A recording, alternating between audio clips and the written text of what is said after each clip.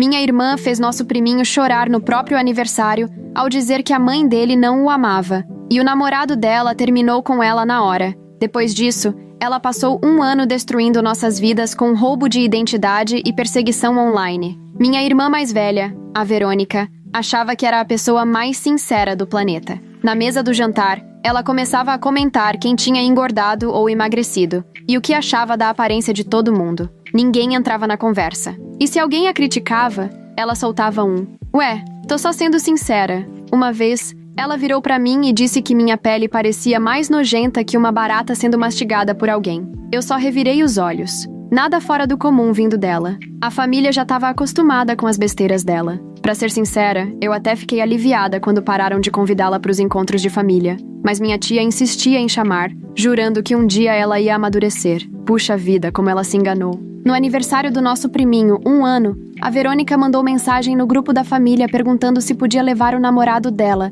Jake, pra gente conhecer. Como ela era insuportável, já imaginei que ele seria do mesmo jeito. Eu ia responder logo de cara dizendo não, mas o pessoal foi mais rápido e, como a família é toda acolhedora, todo mundo disse sim. Fazer o quê, né? De início, ele até parecia legal. Daqueles que cumprimentam o cachorro antes das pessoas, segura a porta pros outros. Mas eu continuei com o pé atrás. O aniversariante, o Mark, tava a coisa mais fofa do mundo. Ele usava um macacãozinho azul cheio de desenhos de balões. E não chorava por nada. Só queria colo e brincar de esconde-esconde. A família toda apareceu para comemorar. Tios, tias barulhentas, meus pais divorciados, todo mundo. Tudo pelo Mark. A festa foi num desses lugares cheios de coisa para criança. Fliperama, boliche, laser tag, piscina de bolinhas, tudo que você imaginar. Mas de algum jeito, a Verônica conseguiu entrar com bebida alcoólica escondida. Tava todo mundo comendo uma pizza que mais parecia papelão quando percebi que ela tava alterada.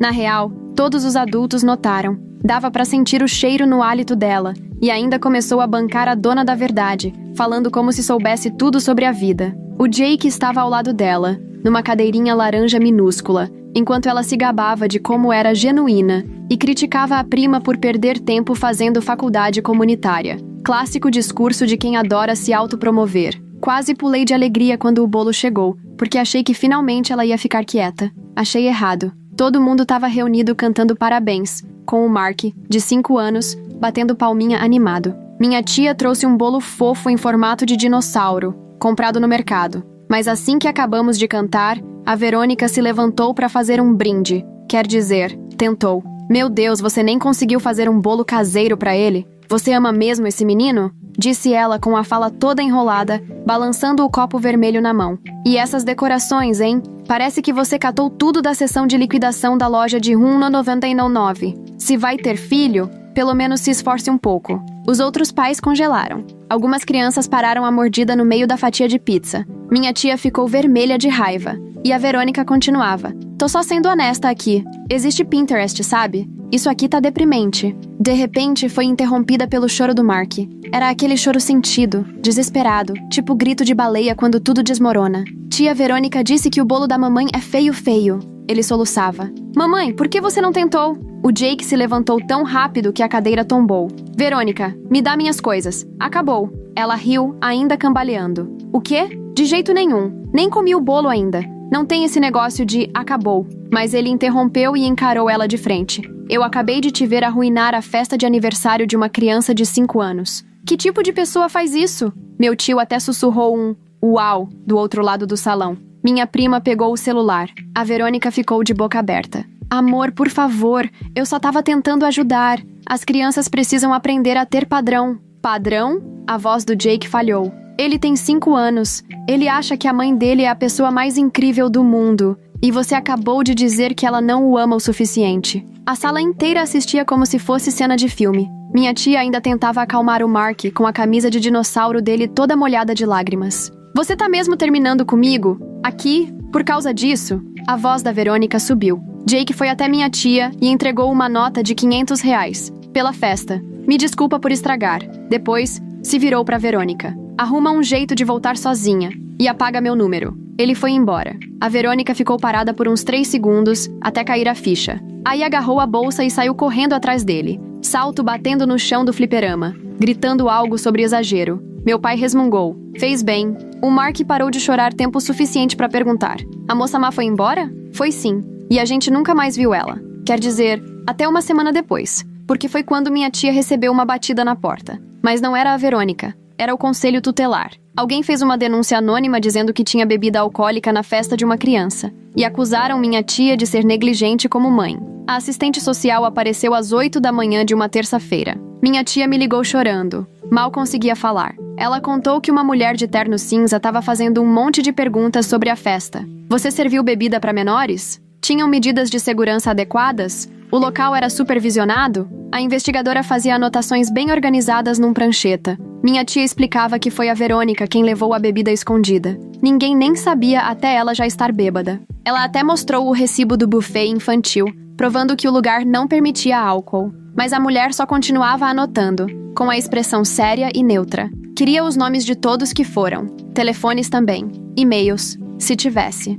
Minha tia teve que entregar, com as mãos tremendo, puxando a lista de convidados no celular. A mulher disse que entraria em contato com todo mundo para confirmar as informações. 2 dias depois, fui eu quem recebeu a ligação, enquanto estava no trabalho. A investigadora pediu que eu contasse o que tinha acontecido na festa. Eu falei tudo. Como a Verônica entrou com a bebida escondida na bolsa, como ela fez o Mark chorar no próprio aniversário, e como o Jake terminou com ela na frente de todo mundo. A investigadora perguntou se minha tia supervisionava direito. Respondi que claro que sim. Ela estava o tempo todo cuidando das crianças, garantindo que todos estivessem seguros e se divertindo. Ela quis saber se havia outros comportamentos preocupantes. Disse que não. Minha tia era uma mãe maravilhosa. Ela agradeceu e desligou, mas não acabou ali. Longe disso. Minha tia teve que passar por mais 3 visitas domiciliares. Olharam até a geladeira para ver se tinha bebida onde o Mark pudesse alcançar. Examinaram o quarto dele procurando riscos à segurança. E ainda o entrevistaram sem a presença da mãe, o que a deixou apavorada. Mark não parava de perguntar se estava de castigo por ter chorado na própria festa. Isso partia o coração da minha tia. Ela contou que ele começou a ter pesadelos com a moça malvada voltando. E para piorar, ela foi obrigada a fazer um curso de parentalidade, todo sábado durante 6 semanas. Dirigindo 45 minutos para ir e mais 45 para voltar. Se faltasse, podia correr o risco de perder a guarda do Mark. Teve que pagar tudo do próprio bolso. R$50 por aula, fora o dinheiro da gasolina. Tudo por causa daquela denúncia anônima. Mas todo mundo sabia que tinha sido a Verônica. Quem mais saberia detalhes tão específicos da festa? Quem mais seria tão mesquinha e rancorosa? Só que não dava para provar. A investigadora não podia revelar quem tinha feito a denúncia. Coisas de lei de privacidade. Minha prima criou um grupo no WhatsApp sem a Verônica, só para atualizar todo mundo sobre a situação. A gente começou a compartilhar prints das mensagens malucas que ela estava mandando para vários membros da família, variando entre se fazer de vítima e mandar ameaças. Foi aí que o Jake me procurou pelo Facebook. Ele me mandou uma mensagem enorme pedindo desculpas por tudo. Disse que se sentia responsável por ter trazido a Verônica para nossas vidas. Contou que ela não parava de mandar mensagens para ele, usando números diferentes. Primeiro, implorando para reatar, mandando textões dizendo que ia mudar. Depois, começou a dizer que estava grávida. Mas ele sabia que era mentira, porque sempre foram cuidadosos.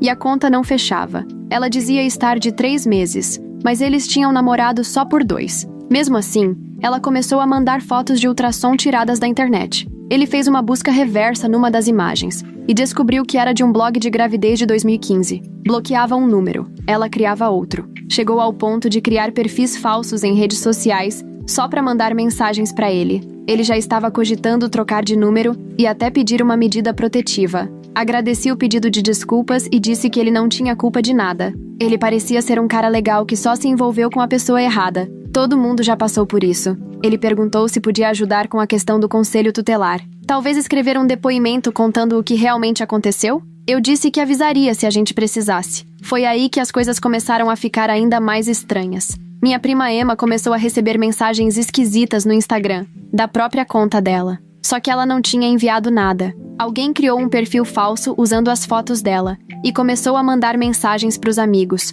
falando absurdos sobre vários membros da família. A falsa Emma dizia que nossa avó estava senil e não podia ser confiada com dinheiro, que o tio Gary estava traindo a esposa e que uma outra prima estava largando a faculdade por causa de substâncias. A Emma passou horas tentando fazer o Instagram derrubar o perfil falso. Denunciou mais de 20 vezes e nada acontecia. Enquanto isso, Os amigos verdadeiros dela estavam confusos, e alguns se afastaram, achando que ela tinha surtado. Ela precisou mandar mensagem individual para cada um explicando que não era ela. Alguns acreditaram na hora, mas outros ficaram desconfiados, principalmente os que já tinham se magoado com as mensagens ofensivas. Aí meu tio Richard descobriu um perfil falso no Facebook com o nome dele. Esse perfil falso vivia postando em grupos da comunidade local, começando discussões sobre política e religião, além de fazer comentários preconceituosos em notícias. Colegas de trabalho viram, e o RH chamou ele para uma reunião. Ele teve que provar que não era ele postando aquelas coisas absurdas. A conversa durou 2 horas,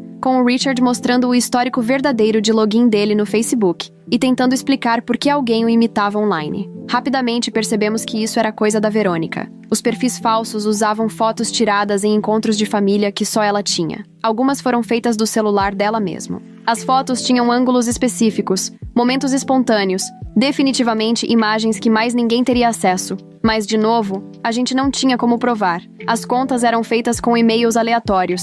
Facebook e Instagram não davam a mínima para os nossos relatórios. Mas o pior de todos foi quando ela criou um perfil falso da minha mãe. Usou esse perfil para comentar nas postagens dos amigos dela, dizendo que os filhos eram feios ou que a comida deles parecia nojenta. Minha mãe perdeu 3 amizades antes mesmo de entender o que estava acontecendo. Uma das mulheres a bloqueou em tudo e se recusou a ouvir qualquer explicação quando se encontraram no mercado. Minha mãe voltou daquela ida às compras chorando. O sorvete derreteu no carro porque ela ficou 20 minutos parada no estacionamento, chorando sem parar. Aí meu pai resolveu começar a registrar tudo. Criou uma planilha com datas, horários e capturas de tela. Comprou até uma impressora só para isso, dizendo que a gente precisava de provas físicas de tudo. Comentou que talvez um dia a gente precisasse disso na justiça. Mas advogado é caro, e ninguém queria gastar milhares de reais com esse drama familiar. Foi então que a Verônica apareceu na creche do Mark.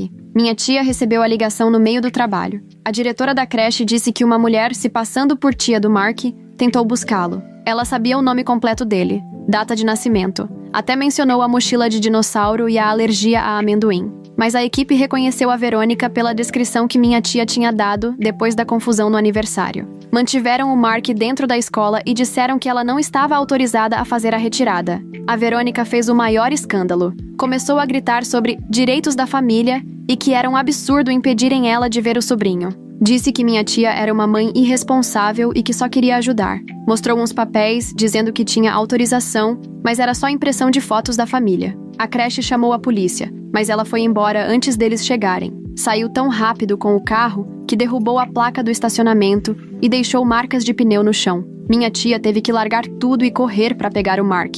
O chefe dela foi compreensivo, mas já dava para ver que ele estava perdendo a paciência com tanta confusão. Ela já tinha faltado por causa das visitas do conselho tutelar e das aulas obrigatórias. Agora isso. Ela começou a olhar por cima do ombro em todo lugar, com medo de que a Verônica tentasse outra vez. Passou a mudar o caminho que fazia até a creche. Nunca pegava a mesma rota 2 vezes. No fim de semana, fizemos uma reunião de família na casa dos meus pais. Foi todo mundo, menos a Verônica, claro. Sentamos na sala comendo salgadinho e tentando decidir o que fazer. Meu tio sugeriu bloquear ela em tudo. Uma prima queria revidar, criar perfis falsos também. Meu pai disse que a melhor coisa era manter a calma e continuar registrando tudo. A discussão se arrastou por horas, cada um mais estressado que o outro. Minha tia estava exausta, com olheiras profundas e checando o celular o tempo todo, como se a Verônica fosse sair dele a qualquer momento. Contou que a promoção dela no trabalho estava ameaçada. O chefe tinha recebido e-mails anônimos dizendo que ela era alcoólatra e colocava crianças em risco. Os e-mails distorciam tudo o que aconteceu na festa de aniversário, como se fosse ela quem tivesse levado a bebida e incentivado menores a beberem. Minha tia teve que participar de mais uma reunião com o RH, mostrar o relatório do conselho tutelar que a inocentava e explicar toda a situação familiar. Eles disseram que entendiam, mas que precisavam investigar qualquer denúncia recebida. A promoção que ela esperava ficou suspensa, por tempo indeterminado. Ela trabalhava lá há 8 anos, com um histórico impecável, e agora isso. A injustiça de tudo fazia a voz dela tremer enquanto contava pra gente. O Jake me mandou mensagem de novo naquela noite. Tinha prints das mensagens mais recentes da Verônica. Ela já tinha parado com a história da gravidez. Agora dizia que ele estava devendo dinheiro pra ela. Alegava que tinha investido no futuro deles, comprando roupas pro bebê que nunca existiu. Pedia R$ 3.000 ou o levaria para o juizado de pequenas causas. Ela chegou a mandar uma lista com itens: berço, carrinho, roupinhas, tudo coisa que ela nunca nem chegou a comprar. Ele riu da situação, mas dava para ver que estava bem estressado. Ele é professor e não tinha esse tipo de dinheiro sobrando. Ele também me mandou algo bem interessante: capturas de tela de conversas antigas, da época em que ainda estavam juntos, onde a Verônica contava casos de vingança contra pessoas que a contrariaram. Histórias sobre colegas de trabalho que foram demitidos depois de denúncias anônimas feitas por ela. Amigos que perderam relacionamentos depois que ela espalhou fofocas. E ela contava tudo com orgulho. Chamava isso de karma, com uma ajudinha. Um print em especial me chamou a atenção. Ela se gabava de ter feito uma ex-colega de apartamento ser despejada, só porque a garota comeu o iogurte dela uma vez. Mostrei os prints pro meu pai. Ele adicionou tudo na pasta de documentos que já estava ficando gigante. Começou até a usar divisórias e etiquetas coloridas para organizar tudo por data e tipo de incidente. Disse que talvez no futuro daria para usar isso para mostrar um padrão de comportamento, caso a gente precisasse entrar com alguma ação legal. Mas mesmo assim, ninguém queria chegar a esse ponto. Parecia radical demais para uma briga de família. Aí meus pneus foram cortados. Saí do meu apartamento numa segunda-feira de manhã e encontrei os 4 pneus furados. Não só furados, mas rasgados de verdade. As laterais tinham cortes limpos, como se alguém tivesse usado uma lâmina. Um vizinho disse que viu uma mulher de moletom perto do meu carro na noite anterior, mas não achou que fosse nada demais. Disse que ela ficou por ali uns 10 minutos, andando ao redor do carro como se estivesse admirando ele. A câmera de segurança do estacionamento, claro, tinha dado problema justo naquela noite. Tive que faltar no trabalho e pagar um guincho. Os pneus novos me custaram quase R$ 600.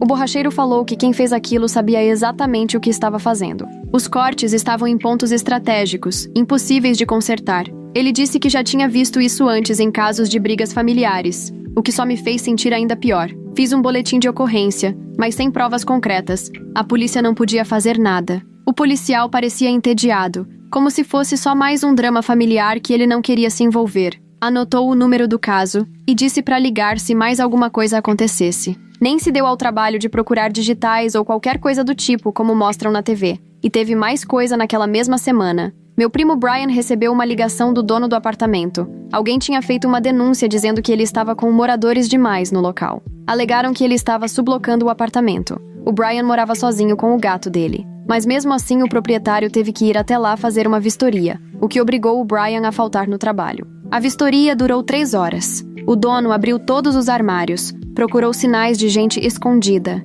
Mais uma denúncia anônima, que a gente sabia muito bem de onde vinha. As contas falsas nas redes sociais continuavam surgindo. Apareciam novas mais rápido do que a gente conseguia denunciar. E começaram a entrar em contato com parentes distantes. Gente que nem sabia do que estava acontecendo com a Verônica. Uma tia-avó da Flórida ligou para minha mãe, confusa, perguntando por que ela tinha mandado mensagem pedindo dinheiro. A conta falsa usou fotos recentes e ainda mencionou detalhes específicos sobre o novo apartamento da tia, coisas que só a família saberia. Tivemos que explicar tudo para parentes que mal usam internet. O aniversário de 80 anos da minha avó estava chegando em 3 semanas. Estávamos planejando a festa há meses. Alugamos o salão de uma igreja, contratamos DJ, encomendamos buffet para 75 pessoas, convidamos parentes de 3 estados. Ia ser uma comemoração linda da vida dela. Inclusive encomendamos um vídeo com fotos da família ao som das músicas favoritas dela. Foi então que chegaram flores na casa da vovó.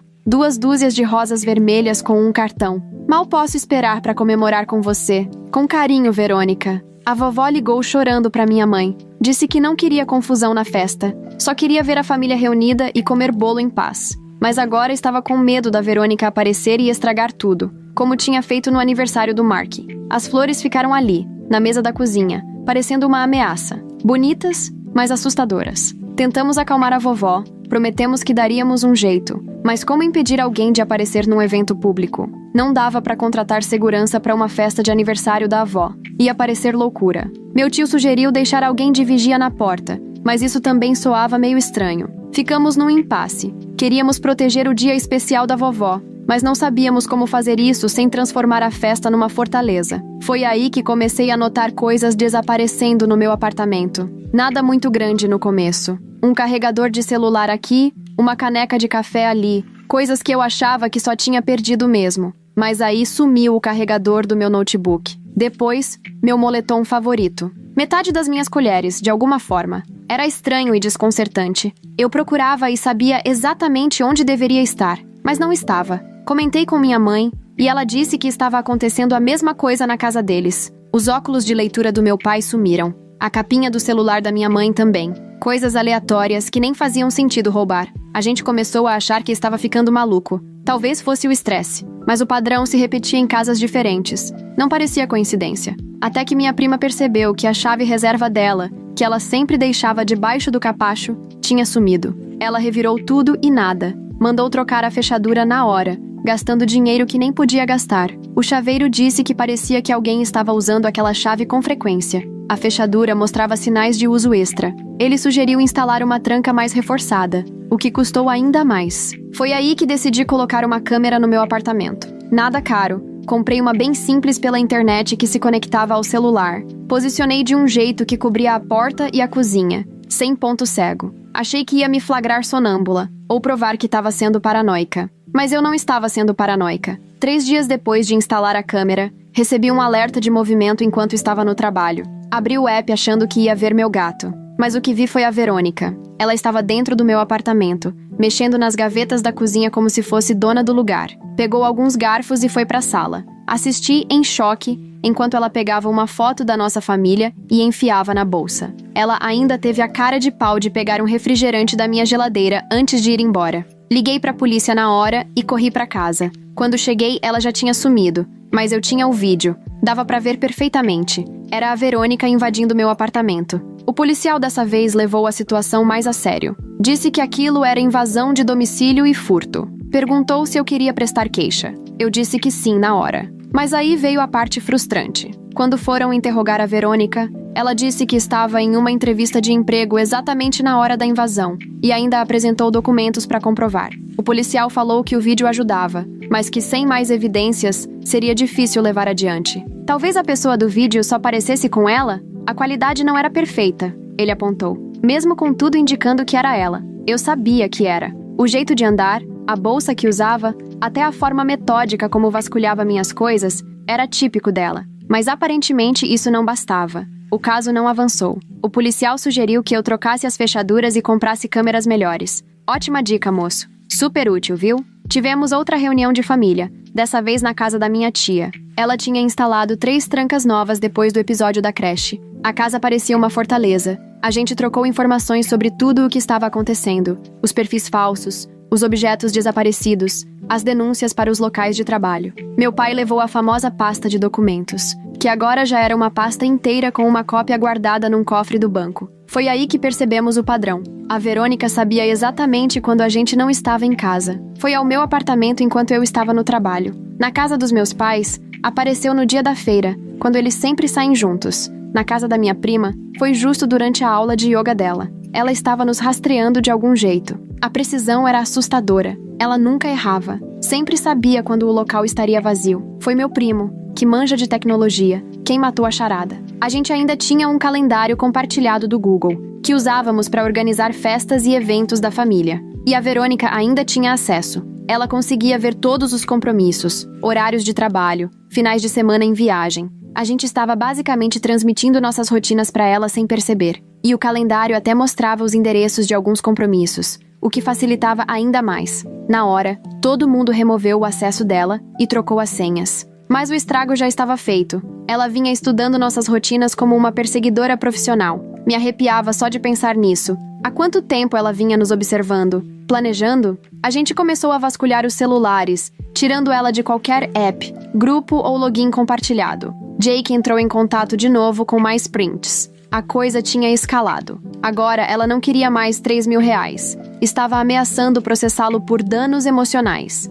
Dizia que o fim do relacionamento fez ela perder o emprego e desenvolver crises de ansiedade. Estava pedindo R$50.000 de indenização. As mensagens estavam cada vez mais longas e sem sentido, cheias de letras maiúsculas aleatórias e pontuação exagerada. O Jake até ria disso, mas já estava procurando advogado. Só por precaução. Ele era professor, não tinha grana sobrando. Aquilo estava acabando com o psicológico dele. E contou outra coisa perturbadora. A Verônica estava dizendo por aí que eles ainda estavam juntos. Apareceu na escola dele na hora do almoço, dizendo na recepção que era a namorada dele e estava levando comida. A segurança precisou escoltá-la para fora. Ela também tinha feito postagens nas redes sociais sobre o relacionamento, marcando o Jake em fotos antigas de casal como se fossem recentes. Alguns colegas de trabalho dele começaram a perguntar se ele estava bem, preocupados com a confusão toda. Na semana antes da festa da vovó, a situação piorou. A creche do Mark começou a receber ligações esquisitas durante toda a semana.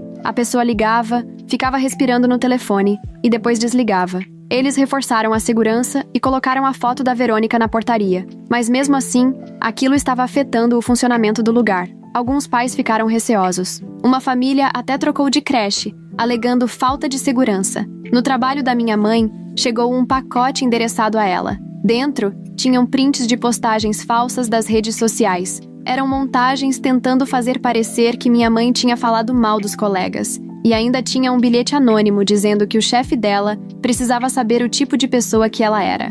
Minha mãe precisou passar por mais uma reunião com o RH. Eles acreditaram nela, mas o estresse estava acabando com ela. Passou a ter insônia e acordar às 3 da manhã com crises de ansiedade. Depois vieram as cartas para os parentes mais distantes. Sim, cartas mesmo. Pelo correio, com selo e tudo. Elas continham fotos de encontros da família com legendas cruéis. Imagens de parentes com círculos ao redor dos rostos. Comentários sobre o peso, as roupas, as escolhas de vida. Tudo escrito como se fossem outros familiares falando uns dos outros. A letra era disfarçada, mas parecida o suficiente para gerar dúvida. Meu tio na Califórnia ligou furioso, dizendo que recebeu uma carta onde meu pai supostamente chamava a esposa dele de interesseira. Minha prima no Texas recebeu uma dizendo que os filhos dela eram mimados, e a remetente era nossa tia. As cartas estavam sendo usadas para colocar todos contra todos, e estava funcionando. As pessoas estavam magoadas e confusas. Alguns parentes acreditaram que as cartas eram verdadeiras.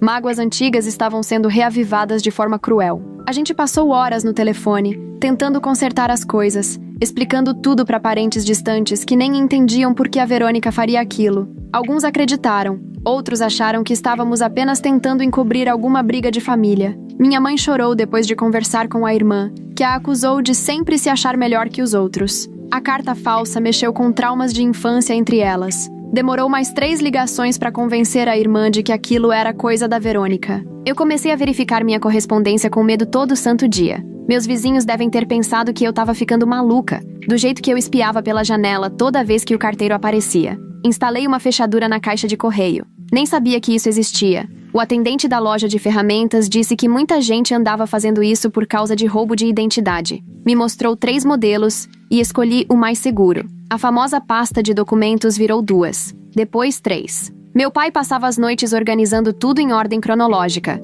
Fez um índice com os tipos de incidentes e ligações entre eles. Disse que, se um dia precisássemos provar perseguição, estaríamos prontos. Mas, para ser sincera, tudo começava a parecer inútil. O que a gente podia fazer de verdade? Ela não estava nos ameaçando diretamente, só destruindo nossa vida aos poucos. Um ataque anônimo de cada vez. No meu trabalho, a situação ficou complicada quando o RH me chamou para uma reunião. Receberam um e-mail dizendo que eu estava assediando um colega de trabalho. O e-mail tinha prints de mensagens que eu supostamente teria enviado, com conteúdo inapropriado. Era tudo falso. O número nem era o meu, mas mesmo assim, tive que sentar ali e me explicar, contar toda a história da família. A reunião durou 1 hora e parecia mais um interrogatório. Meu chefe acreditou em mim, mas disse que mesmo assim, tinham que investigar qualquer denúncia. E eu vi nos olhos dele. O jeito como ele me olhava tinha mudado. Como se eu fosse um problema que ele preferia não lidar. Eu trabalhava lá há 5 anos, sem nunca dar dor de cabeça.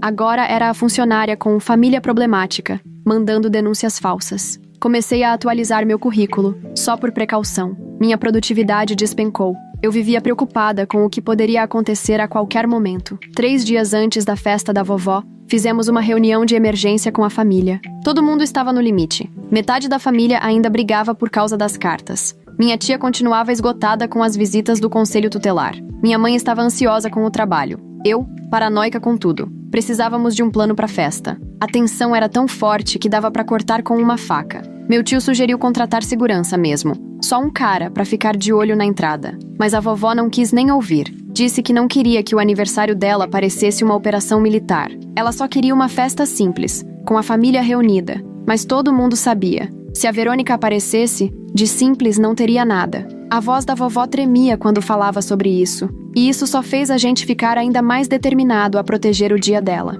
Acabamos encontrando um meio termo. 2 primos se revezariam na entrada, casualmente ali por perto. Se a Verônica aparecesse, eles avisariam no grupo do WhatsApp e a gente resolveria discretamente. Nada de escândalo, a menos que ela começasse. Não era o plano perfeito, mas era o que dava pra fazer. A gente até ensaiou como seria pra retirá-la caso precisasse. O Jake se ofereceu pra ajudar. Disse que ia ficar no carro, estacionado do lado de fora só observando. Se ela aparecesse, ele tentaria conversar antes mesmo de ela entrar. Agradecemos, mas dissemos que ele não precisava se envolver. Mesmo assim, ele insistiu. Dava pra ver que ainda se sentia culpado por ter apresentado ela pra nossa família. A culpa na voz dele era nítida. Na noite anterior à festa, eu não consegui dormir. Fiquei checando o aplicativo da câmera o tempo todo, achando que ia ver a Verônica no meu apartamento de novo. Eu tinha trocado as fechaduras, mas ainda assim não me sentia segura. Qualquer barulho me fazia pular. Meu gato provavelmente achava que eu tinha enlouquecido. O jeito como eu me levantava toda hora para verificar a porta.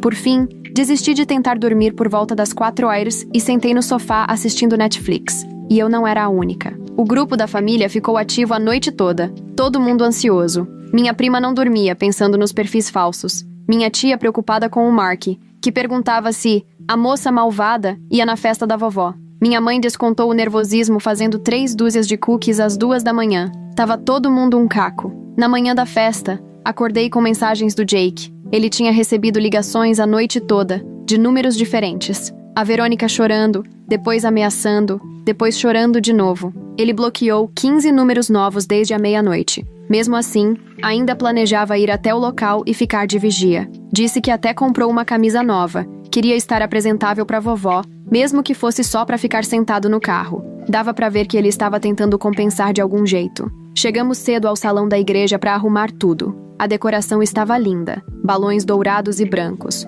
Fotos da vovó ao longo dos anos. Flores frescas em cada mesa. O cheiro da comida do buffet era uma delícia. O DJ estava organizando músicas da época da vovó. Tudo pronto para uma festa perfeita. A gente tinha se esforçado tanto para fazer esse dia especial para ela. Foi então que encontramos o presente. Estava sobre a mesa de presentes, embrulhado em papel prateado, com um laço vermelho enorme. A etiqueta dizia: "Para a vovó, da sua neta amorosa, Verônica." Meu estômago afundou. Ela já tinha estado ali, ou alguém tinha deixado aquilo por ela. De qualquer forma, parecia uma bomba no meio dos presentes normais. Meu pai pegou com cuidado e balançou. Não fazia barulho. Não era pesado. Podia ser roupa ou algo inofensivo. Mas a gente sabia. A Verônica não fazia mais nada inofensivo. Meu tio sugeriu jogar fora. Minha tia disse que devíamos abrir para garantir que não fosse algo que deixasse a vovó chateada. Ficamos ali discutindo em sussurros, enquanto o DJ testava os alto-falantes. Até que minha prima Julie simplesmente pegou o pacote e rasgou o papel.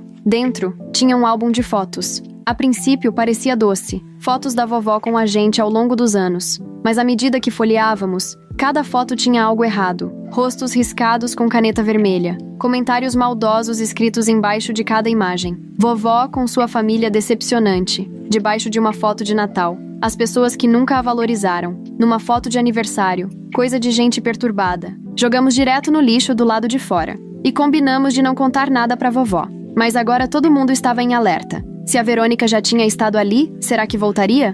Meus primos assumiram os postos na entrada mais cedo. Jake mandou mensagem avisando que já estava no estacionamento. Estávamos o mais preparados possível. Os convidados começaram a chegar por volta das 14h. A vovó estava linda, com um vestido roxo que ela tinha comprado especialmente para a ocasião. Ela estava radiante, abraçando todo mundo, se emocionando com a decoração. Por um tempo, parecia uma festa de família comum. As crianças brincavam de pega-pega. Os adultos colocavam o papo em dia tomando café. O DJ tocava todas as músicas favoritas da vovó. Eu comecei até a relaxar um pouco, mas aí veio a mensagem no grupo. Ela chegou. Meu coração disparou. Olhei para a entrada e lá estava a Verônica, entrando como se nada tivesse acontecido. Estava toda arrumada, com uma sacola de presente na mão. Sorria para parentes que não sabiam da confusão toda. Alguns até sorriram de volta e a abraçaram. Eles não faziam ideia do que ela vinha fazendo com a gente há meses. O Jake surgiu do nada e interceptou ela perto da mesa de sobremesas. Não dava para ouvir o que diziam,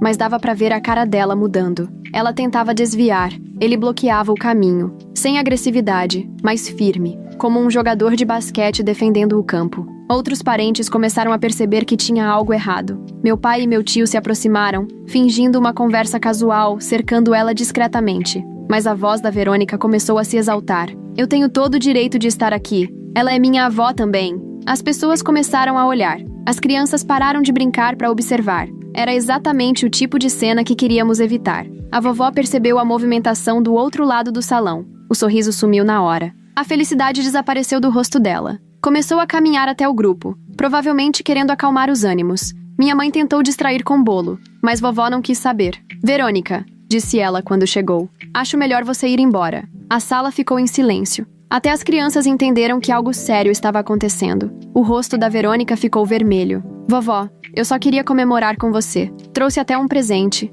Ela ergueu a sacola de presente como se aquilo provasse que ela tinha o direito de estar ali. Depois de tudo o que você fez com essa família, disse a vovó, por favor, vá embora. A voz dela estava firme, mas cheia de tristeza. Dava para ver que aquilo estava partindo o coração dela. Ela odiava conflitos, ainda mais no próprio aniversário. A Verônica soltou uma risada, mas não era feliz. Tudo o que eu fiz, foram eles que te colocaram contra mim. Eu só sou sincera. Eles é que não aguentam ouvir a verdade. A cada frase, ela falava mais alto. Alguns parentes começaram a afastar as crianças da cena. Você chamou o conselho tutelar contra a própria família, disse a vovó, baixinho. Você está assediando todo mundo há meses. Isso não é sinceridade. É crueldade. A máscara caiu de vez. O rosto da Verônica se contorceu, cheio de raiva. Ah, quer saber da verdade? Você sempre amou eles mais do que a mim. Todo evento de família é sobre eles. Coitadinho do Mark e o aniversário ridículo dele, a formatura da Julie. Mas quando fui eu que conquistei alguma coisa?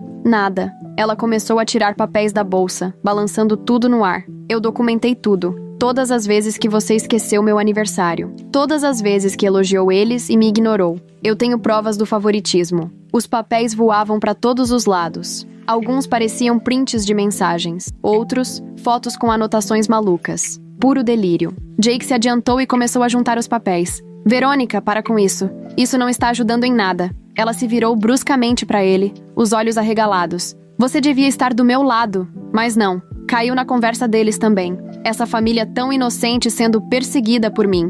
Minha tia falou com a voz trêmula de raiva. Você tentou sequestrar meu filho na creche. Você invadiu nossas casas. Me fez ser investigada pelo conselho tutelar. Quase me fez perder o emprego. Isso não tem nada a ver com favoritismo. Isso é perigoso. A Verônica riu outra vez. Perigosa? Eu só tô mostrando pra vocês como é ter a vida virada do avesso. Como é ser julgada injustamente. Como é perder coisas que importam pra você. Ela olhou ao redor, encarando todos os rostos assustados. Cada um de vocês já falou mal de mim pelas costas. E agora vocês sabem como é. A gente precisa chamar a polícia. Alguém sussurrou. Mas a vovó levantou a mão. Verônica, vou te dar uma última chance. Vá embora, em paz. E procure ajuda. Ajuda de verdade. Ou vamos chamar as autoridades. A voz dela estava firme, mas as lágrimas desciam sem parar. Por um segundo, achei que a Verônica realmente fosse embora. Ela olhou em volta, talvez percebendo o quão longe tinha ido. Mas aí os olhos dela pararam no bolo de aniversário. 3 andares, decorado com flores roxas. Feliz 80 anos,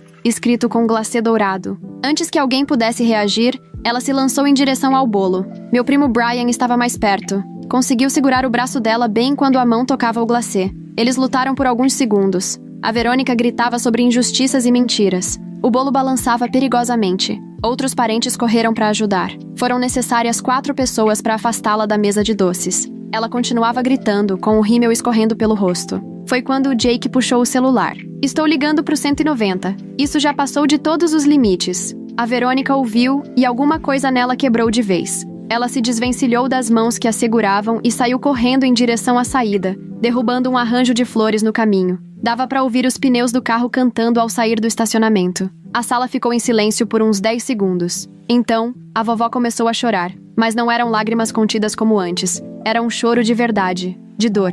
Minha mãe e minhas tias se juntaram em volta, ajudando-a a se sentar. A festa tinha acabado. Algumas crianças começaram a chorar só por ver a vovó daquele jeito. Os adultos estavam parados, atordoados. Mas aí algo inesperado aconteceu. Meu tio levantou e bateu levemente o garfo num copo. Pessoal, eu sei que foi pesado, mas estamos aqui pelo aniversário de 80 anos da vovó. A Verônica não vai estragar isso. Ele foi até a cabine do DJ e cochichou algo. A música começou a tocar. Can't Help Myself, dos Four Tops. a música favorita da vovó. Meu pai entrou na brincadeira. Vamos lá, mãe, dança comigo. Ele estendeu a mão para ela. No começo, ela balançou a cabeça, ainda chorando. Mas ele insistiu, fazendo um passinho engraçado que arrancou uma risadinha entre as lágrimas. Ela finalmente pegou na mão dele e deixou-se levar até a pista de dança. Um por um, os outros começaram a se juntar. As crianças voltaram a correr e brincar. Alguém recolocou as flores caídas. Minha tia cortou o bolo, que, milagrosamente, tinha sobrevivido ao ataque.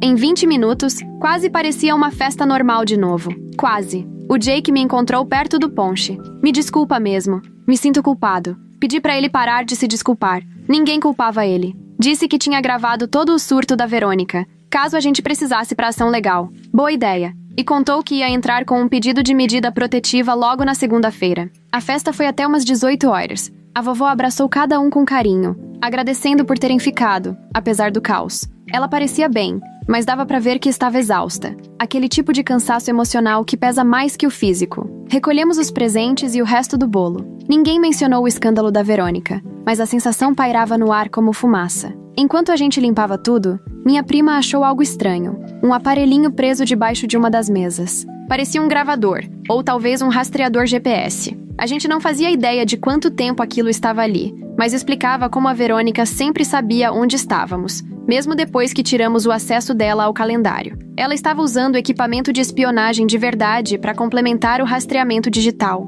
Entregamos o dispositivo ao Jake para anexar as provas do pedido de restrição. Naquela noite, o grupo da família estava cheio de mensagens, mas dessa vez não era ansiedade. Era gente compartilhando os momentos bons da festa, fotos da vovó dançando, vídeos das crianças brincando. Tentávamos focar nas partes felizes. Minha mãe sugeriu que cada um escrevesse um cartão para a vovó, dizendo o quanto ela era importante, para compensar a confusão. Todo mundo topou na hora. Na segunda-feira veio a notícia. A Verônica tinha sido presa, não por causa da festa, mas por outra coisa. Lembra das contas falsas nas redes sociais? Ela usou uma delas para ameaçar um político local que a bloqueou no Twitter. O FBI leva esse tipo de coisa muito a sério. Já vinham investigando há semanas e finalmente tinham provas suficientes. O surto na festa só foi mais um episódio. No momento errado. Jake mandou o link da notícia. A Verônica estava sendo indiciada por assédio online e ameaça contra figuras públicas. A investigação revelou dezenas de contas falsas,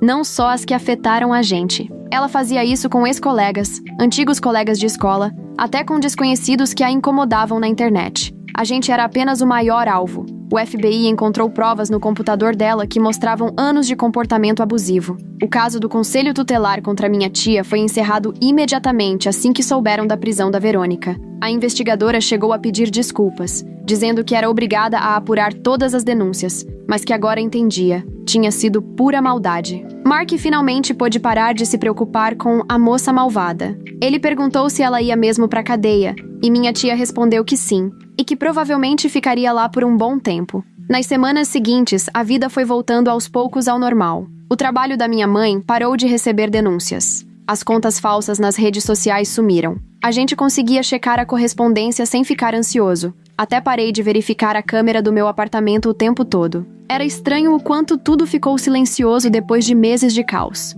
O Jake começou a sair com a Emma, minha colega de trabalho. Eles se conheceram quando ele foi me buscar pro almoço um dia. Ela achou ele simpático, e eu pensei, por que não apresentar os dois? Eles se deram super bem. Ele não era nada daquilo que imaginávamos quando soubemos que a Verônica tinha um namorado. No fim, era só um cara legal que se envolveu com a pessoa errada. A gente soube mais detalhes da prisão dela por meio do promotor. Ela estava enfrentando uma pena séria. O FBI tinha descoberto centenas de vítimas em vários estados. Ela vinha mantendo essa campanha de assédio há anos, muito antes de nos atingir. Na verdade, a gente até deu sorte. Teve gente que perdeu emprego, relacionamentos, até a guarda dos filhos por causa de denúncias falsas feitas por ela. O promotor disse que toda a nossa documentação seria muito útil para o caso. A vovó decidiu escrever uma carta para Verônica. A gente tentou convencê-la do contrário, mas ela insistiu. Disse que, apesar de tudo, a Verônica ainda era família. A carta era curta. Dizia que a amava e esperava que ela encontrasse ajuda na prisão,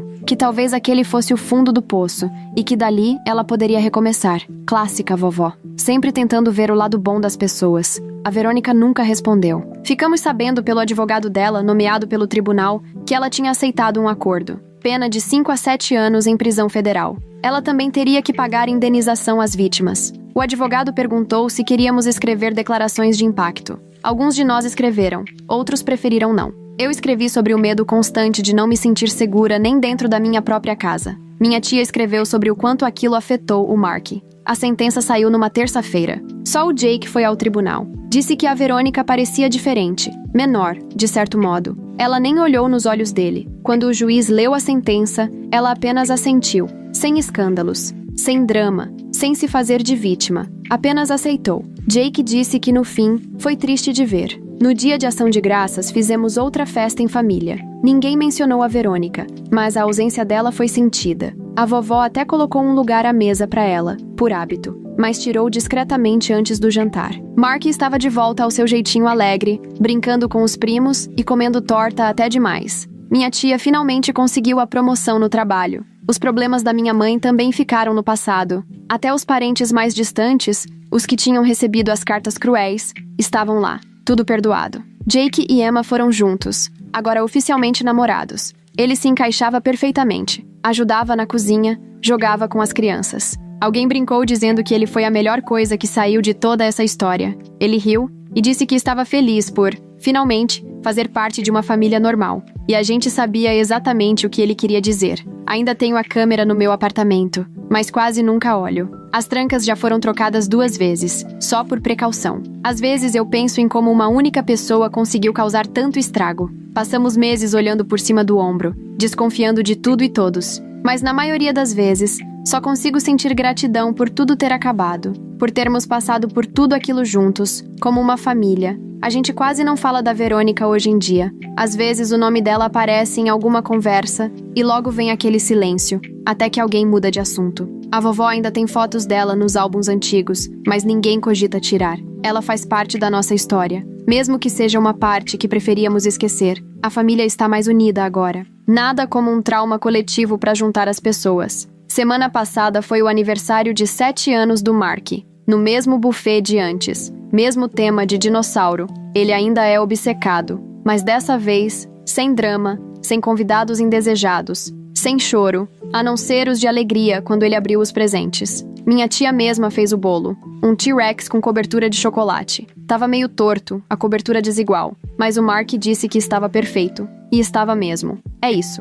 Não tem muito mais o que contar. A Verônica está cumprindo a pena, e a gente seguiu em frente. A medida protetiva ainda está ativa, mas na prisão ela não é necessária. Jake e Emma estão pensando em morar juntos. A vovó chegou aos 81 e já estamos planejando a próxima festa. A vida está boa, tranquila até. E depois de tudo que passamos, tranquila é exatamente o que a gente precisava. Às vezes me pergunto se a Verônica pensa na gente, lá na prisão. Se ela se arrepende de tudo ou ainda acha que estava certa. Mas aí percebo que não importa. Ela fez as escolhas dela e enfrentou as consequências. A gente protegeu a nossa família e saímos disso mais fortes. É isso que importa. Isso e garantir que o Mark nunca mais tenha um aniversário arruinado por alguém que diz estar só sendo sincera. A última atualização do promotor dizia que a Verônica estava fazendo terapia na prisão. Quem sabe ela realmente mude. Quem sabe ela saia de lá uma pessoa diferente. Ou talvez não. De qualquer forma, ela não é mais problema nosso.